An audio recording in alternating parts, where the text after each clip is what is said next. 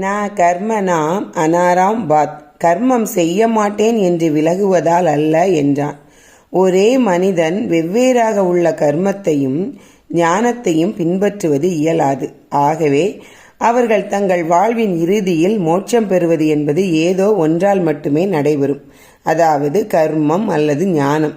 ஆயினும் கர்மம் மட்டுமே மனிதனின் வாழ்வின் இறுதியில் இந்த நிலைக்கு இட்டு செல்லாது.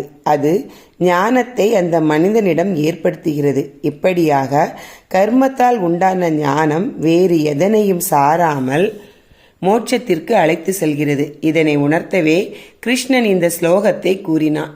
கர்மங்களிலிருந்து விலகி அவற்றை செய்யாமல் இருப்பதன் மூலம் அவற்றிலிருந்து விடுபட்டு ஞானத்தில் நிலை நிற்க இயலாது.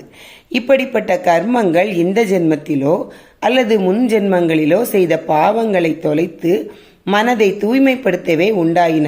ஆகவே அவை ஞானத்தை உண்டாக்கி ஞான நிஷ்டையில் ஈடுபடுத்துகின்றன. இதனை மகாபாரதம் சாந்தி பர்வம் பின்வருமாறு கூறுகிறது.